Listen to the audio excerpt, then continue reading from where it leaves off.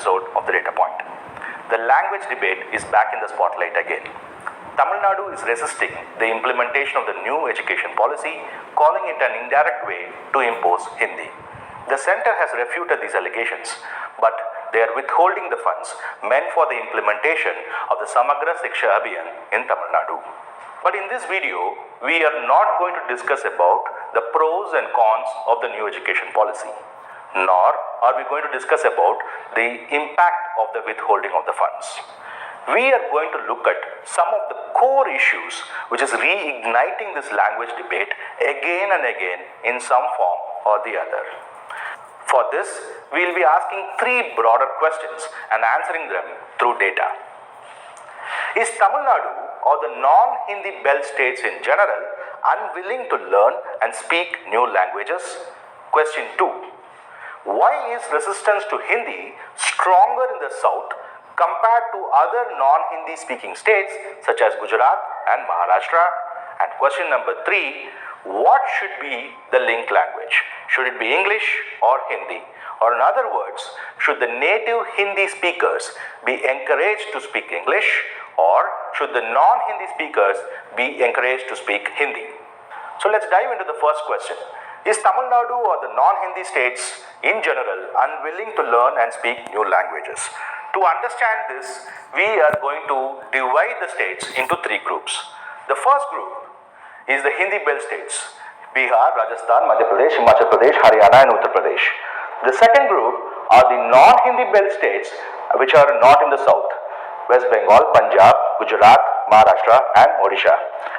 And the third group are the non-Hindi states which are in the south, which is Tamil Nadu, Kerala, Karnataka and Andhra Pradesh. And here we are considering Andhra Pradesh as one unit, as the last census was conducted in 2011 and at that time it was not bifurcated into Andhra Pradesh and Telangana.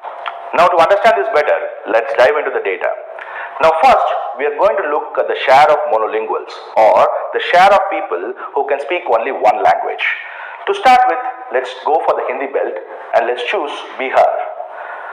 Now, the share of native Hindi speakers in Bihar who can speak only one language, which is Hindi, was 90% in 1991, which increased to 95% in 2001 and stayed put at that level in 2011 as well.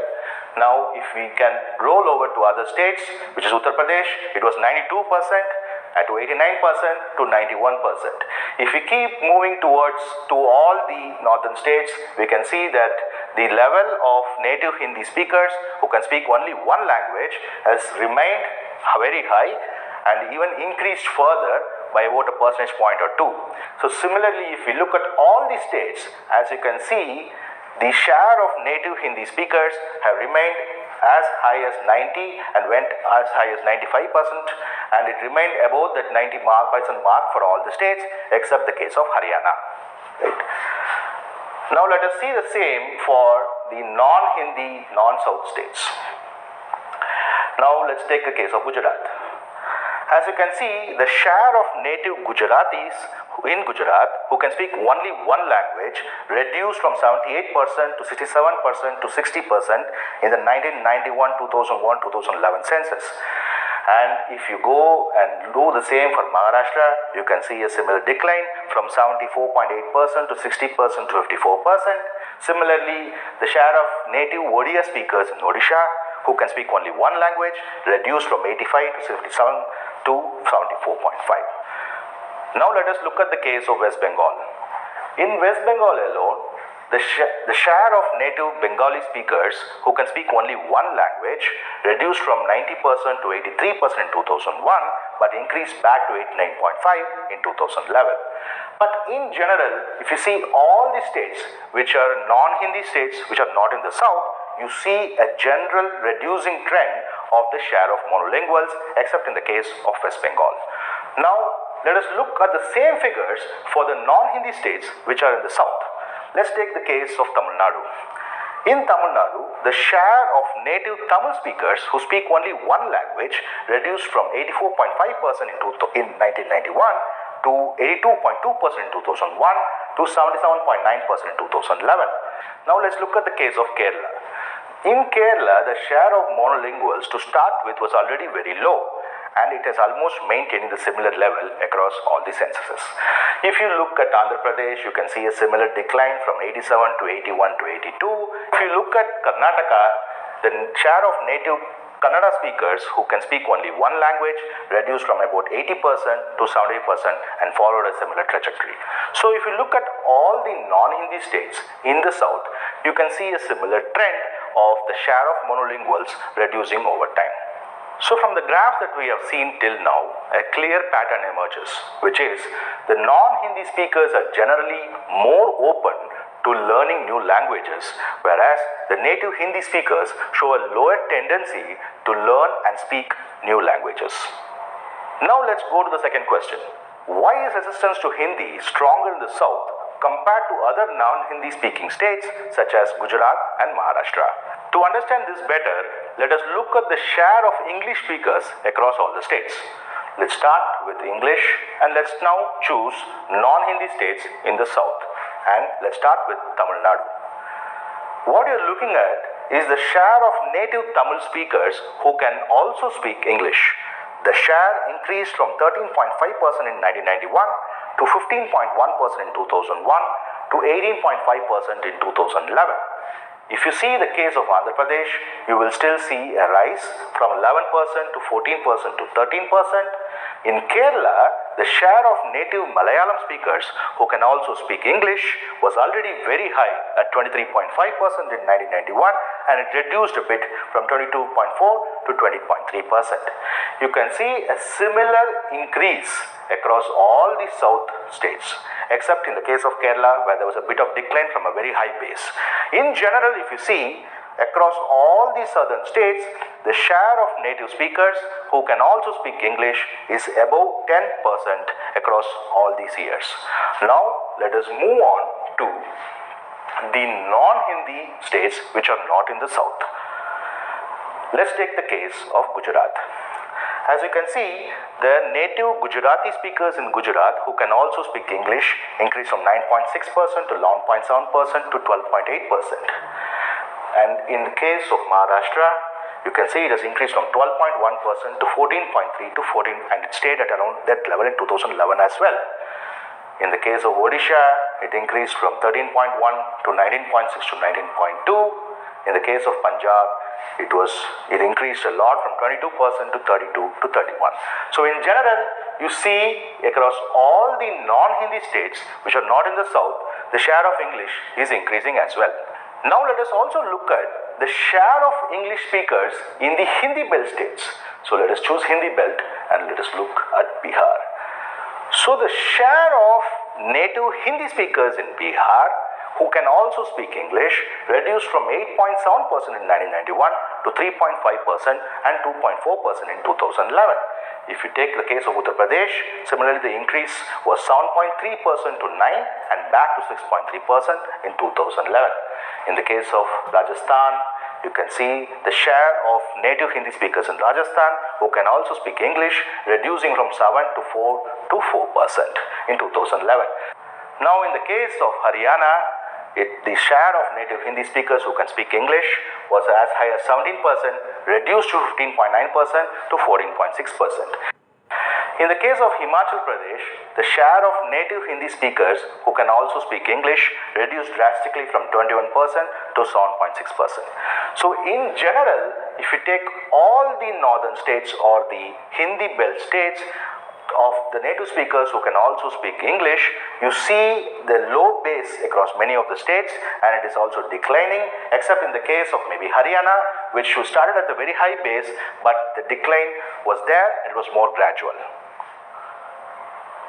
Let us now go to the share of Hindi speakers across the non-Hindi southern states and non-Hindi states which are not in the south. Let us start with the non-Hindi southern states. In the case of Tamil Nadu, the share of native Tamil speakers who can also speak Hindi was as low as 0.5% in 1991 and barely increased to 0.7 and 1.4% in the 2011 census. Similarly, if you take the case of Andhra Pradesh, the native Telugu speakers who can also speak Hindi was as low as 8%, increased to 11% and reduced back to 8.7%. In the case of Kerala, it was as high as 18.4%, but it was declining to 13.8% and further declined to only 9% in 2011. And in the case of Karnataka, the share of native Kannada speakers who can also speak Hindi was as low as 8.6% to start with, went to 12%, came back to 8.5%. However, in the case of non-Hindi, non-South states, that was not the case. Now let us go to the non-Hindi states which are not in the South. Now let us take a case of Gujarat. The share of native Gujaratis who can also speak Hindi increased from as low as 21.7% in 1991, went up to 32.3% in 2001 to 38.9% in 2011. Let us take the case of Maharashtra. In the case of Maharashtra, already in 1991, 35.7% of native Marathi speakers can also speak Hindi, which increased to 38.2% and further to 43.6% in the 2011 census. So similarly, if we take Odisha, the increase is there from 10% to 14.7% to 16.7%. Similarly, in the case of Punjab, you can see a similar increase from 32.2% native Punjabis also speaking Hindi to 45.6%. So in general, in most of these non-Hindi states which are not in the South, you can see an increase in the share of native speakers who can also speak Hindi, except in the case of West Bengal, where the share of Hindi speakers have remained almost low. Now in the second set of charts which we saw just now, another pattern has emerged. The first one is, in the Hindi belt, English speaking population have remained very minimal. But more importantly, in the South, a higher share of people opted for English as their additional language, with only a marginal increase in Hindi speakers. In the western and eastern states, both English and Hindi speaking population went up in general. And this explains why resistance to Hindi is more pronounced in the southern states than in other states in the western and eastern parts of the country. Now let's move to the third question, which is that what should be the linked language in India? Should it be English or should it be Hindi? Which is more beneficial for the population? To understand this better, we have chosen the Human Development Index, which measures a state's standard of living, its health, and also the education. Now let's plot the English language proficiency and the HDI on a graph. As you can see, we have plotted the share of English language speakers across state on this axis and the HDI of the states on this axis. Each circle corresponds to a state, and the bigger the circle, more the population of the state. For example, let us take the case of Uttar Pradesh, which is a state in the Hindi belt. And as you can see, the share of English language speakers is 6.4%, so it is appearing on the bottom left hand side of the axis. And the HDI is also low at around 0.609, so it is on the left bottom. Now let us choose a state which is the non-Hindi belt and in the south, which is Kerala. The share of English language speakers is as high as 20.1%, and also the HDI is high, which is 0.758. So you see that the state of Kerala is towards the top right hand corner of the graph. So as you can see, in general, as the share of English speaking population in the state increases, the HDI of the state is also increasing, and there is a moderate positive correlation between these two variables. Now let us look at it region by region. Let us take only the case of the Hindi belt states. Now, as you can see, most of these states are in the lower bottom corner of this graph, which shows that the share of English speakers is less and the HDI is also less. Let us take the case of non-Hindi South, and as you can see, the share of English speakers is increasing and the HDI is also increasing. And in the case of non-Hindi non-South too, a similar trend emerges where the states which generally have a higher English-speaking population also have higher HDI, and the states which have a lower English population has a lower HDI. Now let's look at the same graph again from a different lens. We plotted the share of Hindi-speaking population across states and compared it with HDI. Now, as you can see, there is no big correlation between these two variables, unlike what you saw on the previous graph when we plotted the English-speaking population against the HDI. So the graph suggests a positive correlation between higher standard of living and English proficiency. So this brings back to the third question. Should English be the link language or Hindi? Migration data also suggests that more and more people from Hindi belt are moving to the non-Hindi speaking states in search of better economic opportunities. So, does Hindi as a link language make sense at all?